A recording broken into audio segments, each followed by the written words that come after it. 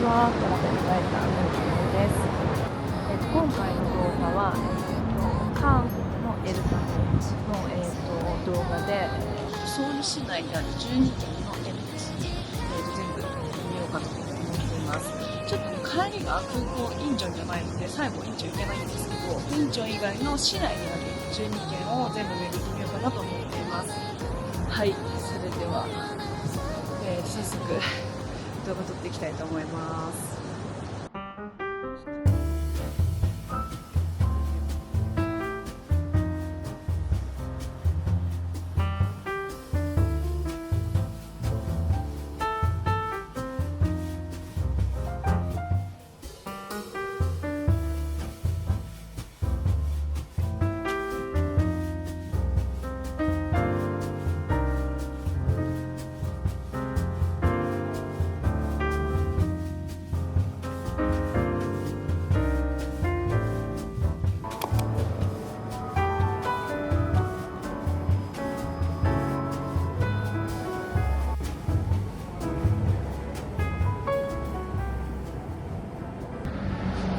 ロッテの免税店、早速1店舗目行ったんですけども、すでに10個ぐらい買えるバッグあったんですけど、免税店で買えるバッグの個数が、1回の滞在につきに1個って決まっているので、私が探しているボリードミニだったりとかも、ベーシックカラーだったんだけど、ちょっと、ハンドルじゃない、ベルトの色が違ったりとか、ちょっと派手だったので考えたかったので、1回保留にしてます。そんな感じでもうすでにかなり在庫があるのに結構びっくりしてるんですけど、メヨンがあと2店舗あるので、早速あと2店舗行ってみたいと思います。他にもね、いろいろ、バッグあったので全部メモしてきたので、最後まとめて全部、どの店舗がどんな感じでみたいな話もできればなと思っています。はい、というわけで、2店舗目新世界の免税店と、デパートの方に行きたいと思います。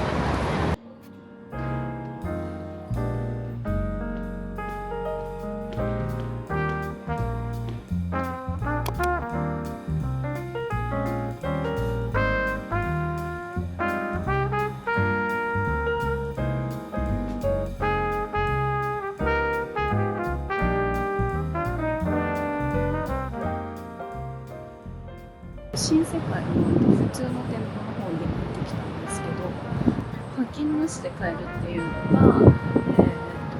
キャンバスのバッグだったりとか、シルクのバッグだったりとかを買えるみたいなんですけど、私が探してたミニボリードだったりとか、あとはキョタンもそうかな、他に一緒にお買い物するんだったらみたいな、あとコンスタンスのミニも他にお買い物するんだったら買えますみたいな感じで言われました。結構でもね、色もいいやつあったんですけど、ちょっとコンスタンスはパリで買ったばっかりなので、ひとまず今回は見送りました。はい。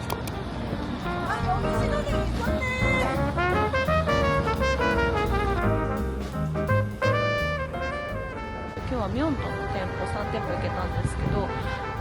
もうあと2、3店舗行っとこうかなと思っていて、シンラの免税店に、あとホテルの方にもう1店舗あるみたいなので、そこの2店舗に今から行ってみたいと思います。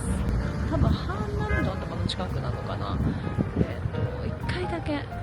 ホテルの方の店舗行ったことあるんですけど、結構綺麗で広かった記憶があるので、久しぶりに行ってみたいと思います。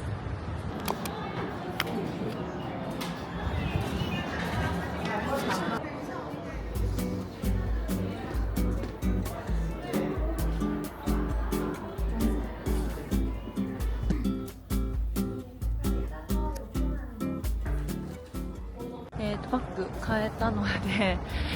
はい、まさかの買えました。で結構いろいろあったんですけど、欲しかったもの、探してたものがドンピシャであったので購入しました。でこうやって見せることができないのは免税店なので、空港でピックアップなんですね。なので、また出国した後に開封動画も撮りたいと思います。百貨店の方ちょっと行ってみて、入れそうだったら、いくつか入っとこうかなと思ってるので、ちょっとまだ、撮れそうだったら続き撮りたいと思います。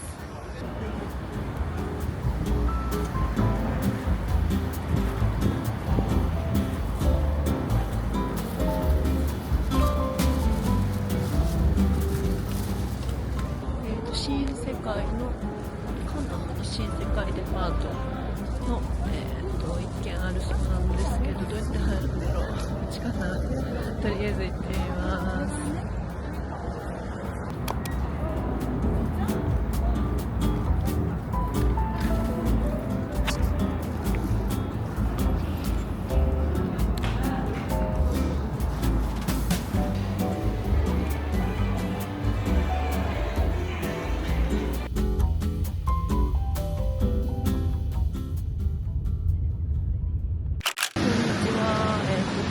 韓国2日目です。エルパト2日目なんですけど、今日はカンナムの方の、エルメスを何軒か回ろうかなと思っています。昨日ね、免税店で1個ばっか買っちゃったので、今日はもし万が一免税店で出会っても買えないそうなので、なんかね、ルールがあるらしくて、ちょっとそれはまた動画の最後でまとめてご紹介しようと思ってるんですけれど、とりあえずまず今から行くのがギャラリアの百貨店の店舗なので、百貨店だったら、免税店とはまた別なので買えるそうなんですけど、はい、とりあえず、お店に向かいたいと思います。めっちゃ寒い。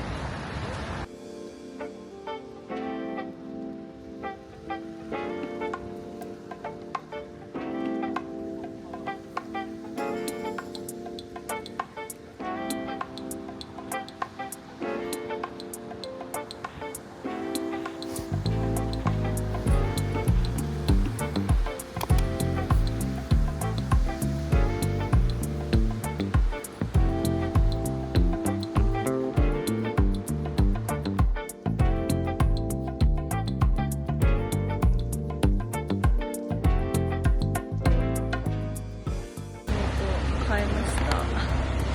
まさかの展開で、ちょっと待って、なんで買えたんだろう。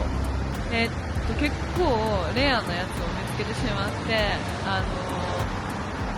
免税店ではなかったので2個目のバッグを購入しました。やばい、ちょっと待って、韓国すごいかもしれない。結構奇跡が起きた気がしてます。はい、それではまた、次の店舗でビデオ回したいと思います。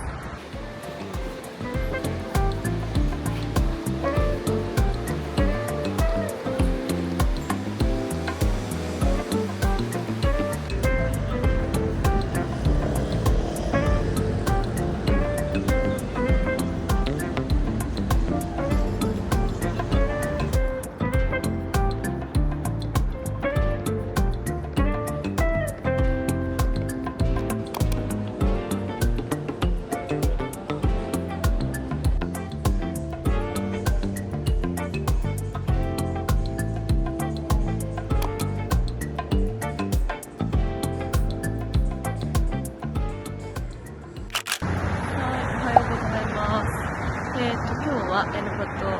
3日目か。今日はエルバト3日目なんですけれど、昨日チャムシルまで行けたので、今日は、メゾンと、あとは2店舗ぐらいまだカンナムに残っているところがあるので、そこを、2店舗行けたら行ってみようかなと思ってます。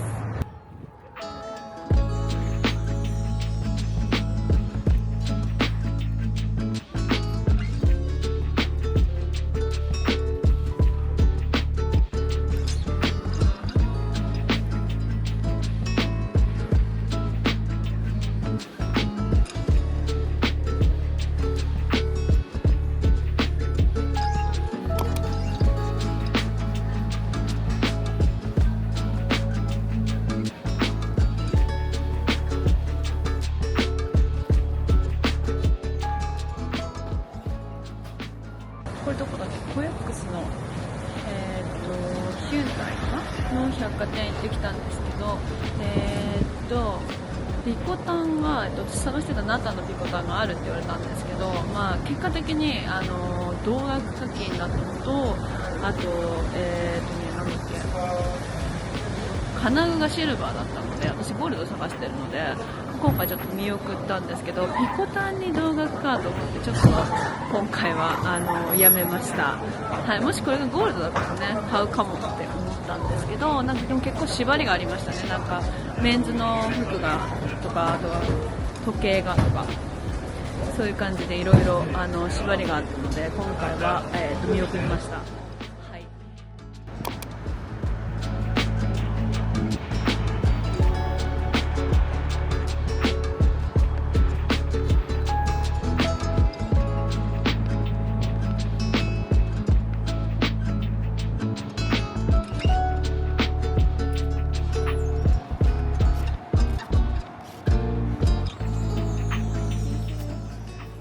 アップジョンの、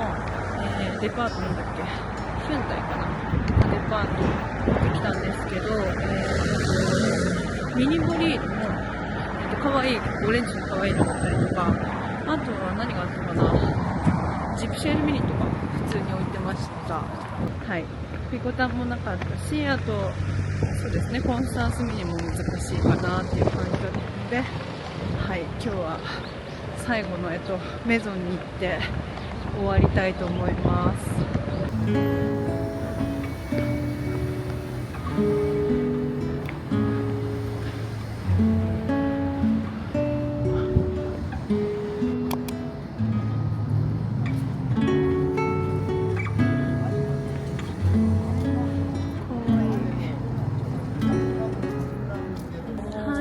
メゾンは今日ね、私いつもお願いしてる方お休みだったみたいで、他の方が接客してくれたんですけど、結構ねフリーのバッグもありました。多分だけどバッグだけだと買えないのかなっていう感じの話し方だったので、今回も私が欲しいものはなかったので、いくらでとかいう話は聞かなかったんですけど、普通にピコタンだったりとか、あとはね珍しいのだとインザループの多分ローズ桜かな、結構ねいろいろかなり売ってましたよ。10個ぐらい普通に買えるやつがディスプレイで置いてありました。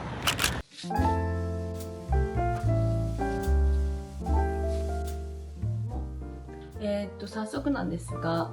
韓国のエルパトの購入品をご紹介していきたいと思います。今回はまさかのバッグが2つも買えました。これとこの2つです。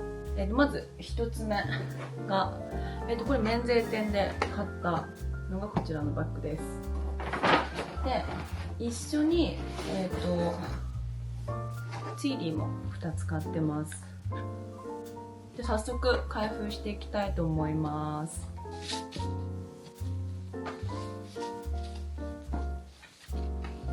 めちゃくちゃ可愛いバッグなんですけど、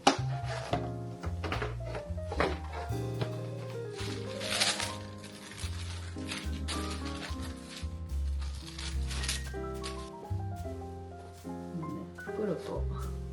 形で分かる人は分かると思うんですが、かわいいローズ桜のエブリン TPM です。今回は韓国すごいなんかピンクのアイテムがすごい豊富で、ローズ桜のこれ、実は私もすでに持っていて、これお友達に頼まれて買ったものなんですけれど、許可をもらって開封させてもらっています。お揃いになりました。私はハワイですでに同じローズ桜のエブリン TPM 買ってるんですけど、まさかねこんな短期間でというか、去年買ったんですけど、韓国で手に入るとはまさか思っていなかったので、やっぱりこの色可愛いですね。で、ローズ桜はシルバーの金具しかないので、はい、シルバー金具と、ローズ桜の、組み合わせです。で、この中にベルトも入ってるんですけど、ベルトの色も同じローズ桜になっています。で、もう一つがこれね、すごい多分結構レアだと思います。ずっと私探してたバッグなんですけど、今回ね狙ってたバッグがドンピシャであったので購入しました。これ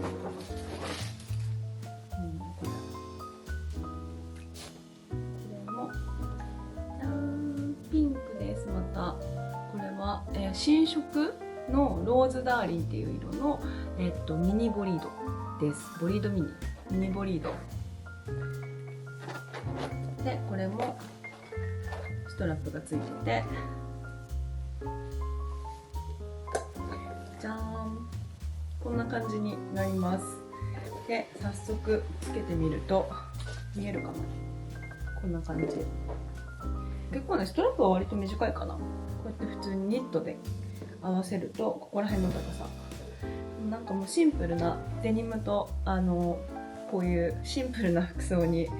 合わせたいなと思って買いました。このローズダーリンとこのローズ桜の色の違いなんですけど、ちょっと一回比べてみましょう。こんな感じになってます。ローズ桜の方がちょっと色が濃くて、もう本当にローズダーリンは白にも見えるかなぐらいの、遠目で見るとちょっと白っぽい感じです。はい、色の違いはこんな感じです。かわいい。どっちもかわいいですよね。なんかね。でもローズダーリンってこれ新色24年だ。去年の新色みたいです。本当の方から買ったものではないので、ちょっとリアルな課金っていうのかな。そのお買い物だったりとかの話をすると、ちなみにすごいちょっと意外だったんですけど、エブリンの TPM は、何か一緒にお買い物してくださいっていう風に言われました。ツイリー2本分ぐらいのお買い物を一緒にしたら買えますよっていう風に言われたので、これをセットで買ってます。ミニボリードを買うときに、なんか他にお買い物とかしないと買えないとか、なんかそういうのあるんですかっていう風に普通に聞いたら、全然これだけで買えるよって言われたんですけど、でもなんかこれちょっとシンプルだから、もしかしたらこのツイリーとか見てみるって言われたので、確かにと思って、これ私が買ったツイリーなんですけど、このね、お花の柄の、このベージュの、多分新作かなのツイリーを合わせると結構可愛かったので、普通に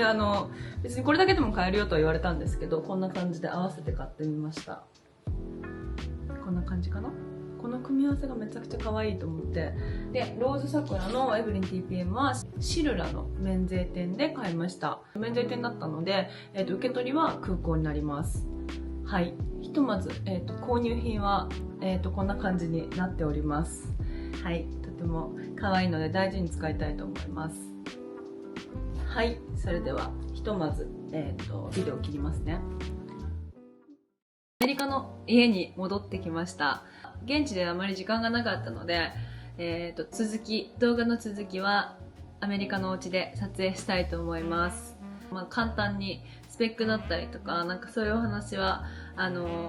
動画の前半でできたと思うんですけれど、じゃあ実際韓国のエルパト12県、ソウル市内の12県全部行ってみて、じゃあどうだったのかだったりとか、あとは、ちょっと詳細のレポートを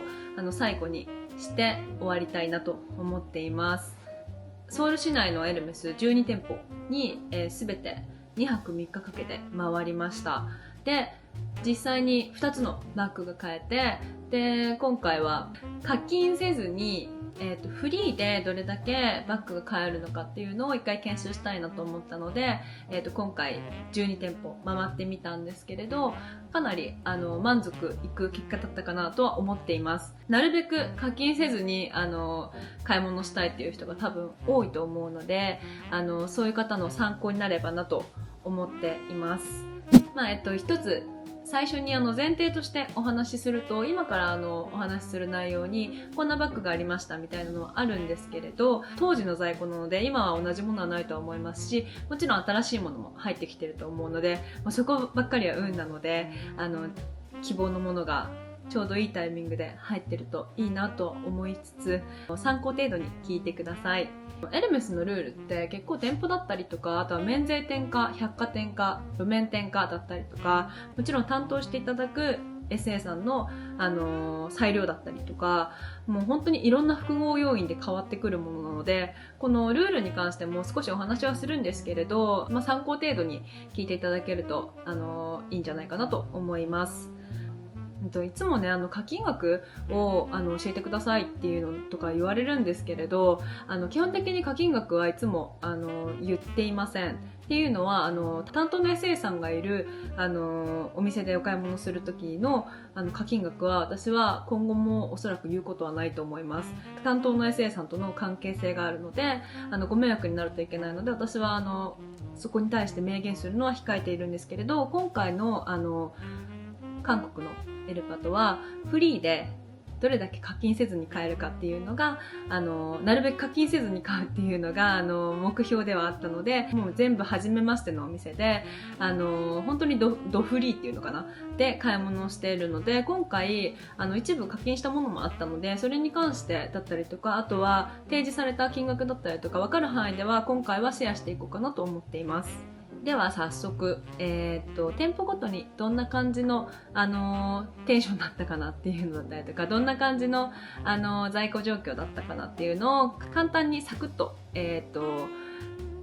店舗ずつご紹介したいと思います。まず、ミョンドン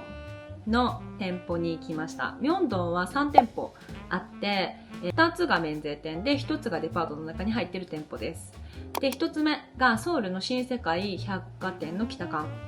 何があったかというと、基本的にそこの店舗では置いてあるものは一部買えるものもあるけど、基本的にはディスプレイオンリーっていう風に言われましたね。で、フリーで買えるものはそのレザーのバッグはなかったので、割とサクッと見て退散しました。その後行ったのが、新世界のデューティーフリーの方、免税店の方に行きました。で、ここはバッグの種類豊富で、アルダン、インザループ、大きめのサイズのエブリン、だから29かなとか、あとはネイビーのミニエブリンだったりとか、で、置いてあるもの全部買えるんじゃなくて、そこはディスプレイオンリーのバッグも普通に飾ってありました。で、ロッテの免税店はもうめちゃくちゃ種類がいっぱいあって、ネオエブリンだったりとか、インザループ、ハーバッグ、ボリードでしょ？あと、バンキャトル、ガーデンパーティー、とかかな。はい。一個すごい珍しかったのが、リンディミニのオーストリッチのローズバブルガムかなっていう、ちょっと明るめのピンクのバッグが置いてあってめちゃくちゃ可愛かったです。なぜか今回の韓国はピンク系のバッグがすごい豊富で、オファーいただいたのも結構ピンク系が今回多かったです。多分こういうのって偏りがあるような気がしていて、前に中国に、前動画にも紹介したんですけど、中国に行った時に、エレパトした時は、本当に緑のバッグしかなくて、私あんまり緑の小物は興味がないので、小物、革製品だったりとかってあんまり興味がないので、買わなかったんですけども、とにかく出てくるものが全部緑みたいな時があったので、結構色の偏りってあるのかなって、個人的には思ってます。で、あとピコタンもあったんですけど、ディスプレイで普通に飾ってあって買えるもの以外にピコタンもあるけど、ピコタンはピコタンだけでは出せないから、ツイリーとか他にちょっとお買い物してくれたら出せるよっていう風に言われました。その後行ったのが、シルラの、ホテルのところにある、普通の路面店みたいな形の店舗と免税店に行きました。で、シルラのホテルの、免税店の方は、緑のピコタン、ローズ桜のミニエブリン、コンスタンス25のゴールド。友達が欲しいって言ってた、ローズ桜の、ミニエブリンはそこで買いました。で、そこで言われたのが課金が必要で、課金額は500ドル。で、免税店は全部ドル換算で金額を提示されるので、ちょっとまた紛らわしいんですけれど、商品代自体が2533ドル。で、プラス、500ドルの課金が必要って言われて、ミニエブリンでローズ桜で500ドルで課金だったら私も割とありかなっていうふうには思いました。そこで言われたのが、免税店のお買い物できるバッグって1滞在につき1個までっていう縛りがあるみたいなので、今回1個バッグを買うとこの後の滞在、その1回の滞在の中ではもうバッグは免税店では買えないっていう風に言われたので、そこで説明を受けました。免税店で購入したバッグはその場ではもらえなくて、バッグもその小物も全部なんですけど、空港での受け取りになるので、空港での受け取りは忘れないように、それだけは私も本当にお友達のバッグだったので、忘れたら大変だと思って、もう何回もタイマーをセットして忘れないように、かなり気をつけました。なので、ピックアップを忘れないようにっていうのは、初歩的ではあるんですけど、気をつけるポイントかなと思っています。シルラの免税店でそこで購入した後は、シルラホテルの隣にある路面店の方に行きました。サクッとお話を聞いた限りだと、布のバッグしか今日は売れるものがないって言われたので、その場で分かりましたっていう感じで、ちょろっと他のアイテムとかを見て、帰りました。で、その後、カンナムが、5店舗あるんですね。で、5店舗ちょっと、同日に回れなかったので、ちょっと飛び飛びにはなるんですけれど、まず1店舗目が、新世界の百貨店、カンナムっていうのは、カンナム駅の上かな？普通にディスプレイにあるもので、ここの段は買えるみたいな感じで教えてもらったのが、ブルーの下駄と、バンキャトル、布のインザループちょっと初めて見たんですけど、それ一つと、で、あとは、ミニメドールっていうのかな、真ん中にスタッツがポンってついてる、ちょっとバケツっぽい形、こういう、後で写真載せときます。それとかは、普通に買えるものとして置いてました。カンナムの2店舗目が、ギャラリアの百貨店です。で、今回、このバッグ、ローズダーリンのミニボリード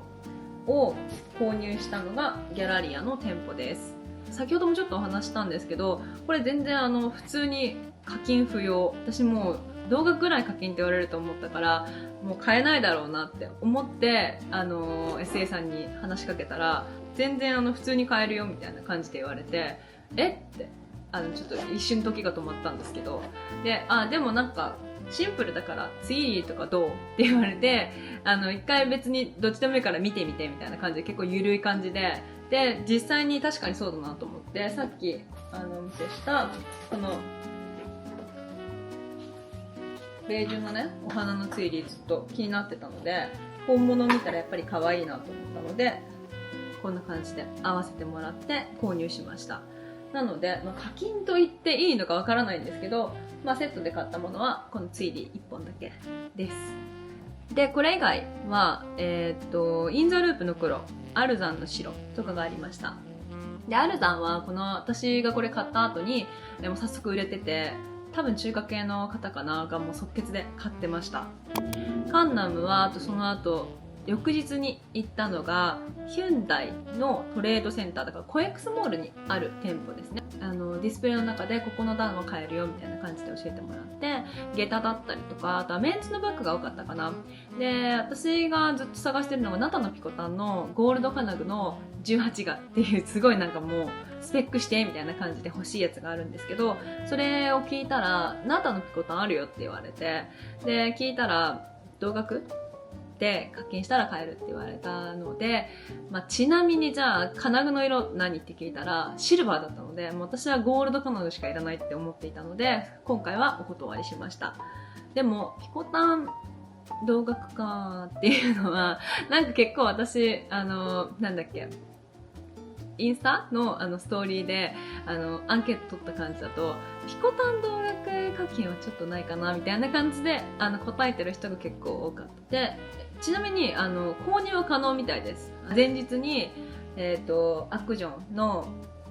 ギャラリアですでにバッグを買ってるって話をしたら、昨日だよねって言われて、今日だったら無理だけど昨日だったら大丈夫だよっていう風に言われたので、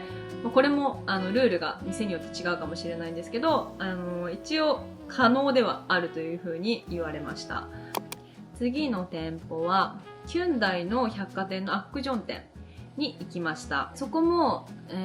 一通りディスプレイいろんなもの飾ってあって、ここの段は買えますみたいな感じで言われて、置いてあったのがジプシエールミニと、あとはミニボリードの明るいオレンジの色が一つありました。プティアルソンかな、ちょっと三日月型みたいな感じの、肩でかけれるようなバッグが置いてありました。で、最後、カンナムの最後はメゾンに行きました。で、実はメゾンって前々回かなに、リンディミニを買った時に連絡先を交換した SA さんがいたんですけど、ちょうどその時休みだったので、まあフリーっていう形で、特に担当さんをつけない状態で、お店に行って、何が買えるかっていうのを聞きました。私の感覚的に今回いろいろ見た中で一番フリーで普通にディスプレイしてあって見て選んで買える数が多かったのはメゾンだなというふうに思っていて、すごいいっぱいありました。で、課金額とかわかんないですけど、とにかくフリーで買えるものはいっぱいあったのがメゾンだなっていうふうに感じました。で、ちなみに何があったかというと、ネイビーのピコタン、バンキャトル、ジプシエルミニ、ゲタ、エブリンの大きいサイズ29と、あとはリンディ26の、グリーンと、あとはインザループの黒、ローズ桜とかがありました。で、いくつか欲しいものは普通にあったので、在庫を聞いたんですけど、ジュエリーだったんですけど、欲しいものはちょうど在庫がなかったので、また改めますっていう感じで、お店を出ました。で、あと最後2店舗。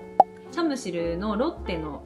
ワールドのところに2店舗あるんですけれど、そこが1つが免税店で、1つが普通の店舗になってるのかな、なんかモールの中に入ってる店舗みたいになっていて、ロッテワールドタワーの普通の店舗の方はインザループの、布のやつと、黒のインザループが2つだけ買えるものがありますっていう風に言われました。で、その後、デューティーフリーの免税店の方に行ったんですけれど、ボリード、エブリンの29、ネオエブリン、ジプシエルミニ、バンキャトル、で、コンビニ見てる方がいて、で、あれ買えるのみたいな話を聞いたら、買うことはできるけど、他にお買い物しないと、買えないっていう回答だったので、今回は課金しないし、コンビニは、探してなかったので、そうなんだっていう感じで。でも、コンビニ、もし例えばスペックでも決まったものがあって、課金してでも欲しいっていう人だったら、もしかしたら、韓国、タイミングが合えば、ありなんじゃないかなと思いました。そんな感じかな。これで12件言ったかな。ちょっと待ってくださいね。11、12。はい、12店舗全部レポート終わりました。最後にまとめを紹介して、終わりにしたいと思います。一つ目がバッグの購入に、個数制限があるということですね。免税店でバッグが買える個数は1回の滞在に1つまで。百貨店の店舗で SA さんに聞いたら、これも、定かではないというか、その彼女が言うには、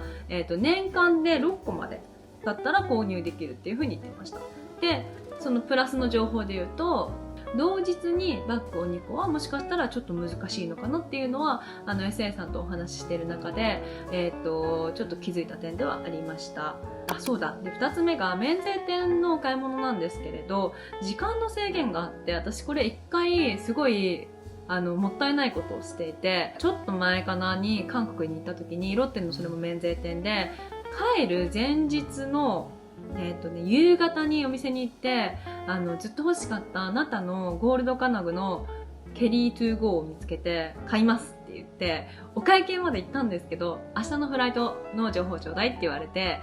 見せたら、私午前のフライトだったので、もうお買い物できる時間が終わってたんですね。なので、ちょっとこれ、ちゃんと調べないとわからないんですけど、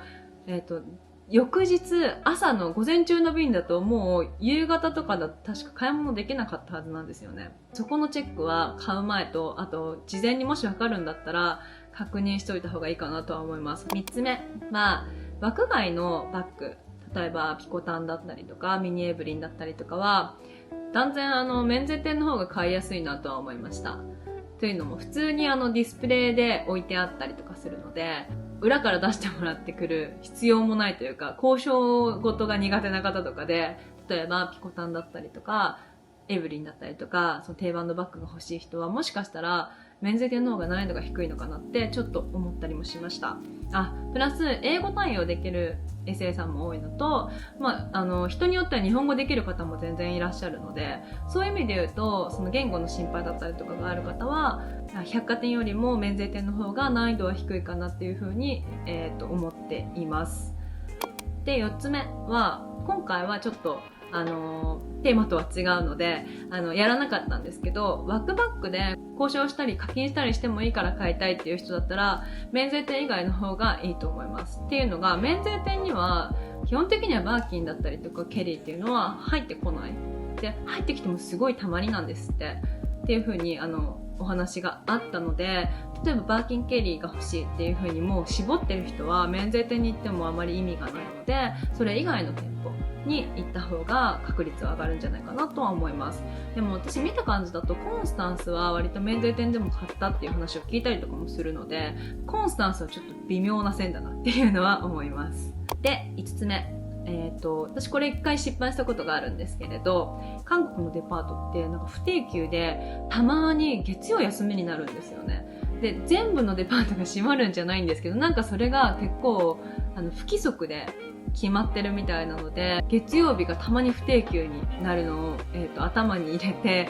スケジュールを組んだりだったりとか、あと確認をしてからお店に行った方がいいなというふうに思いました。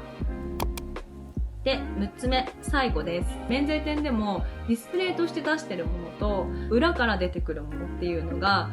何パターンかあるなっていう風に思っていて、なのでディスプレイのところにないからって言ってないなってすぐに諦めるんじゃなくて、一回ちょっと会話をしてみると、もしかしたら裏からこういう色もあるよっていうオファーがあるかもしれないので、もしなんかこう決まったもので欲しいものがあるんだったら、そうやって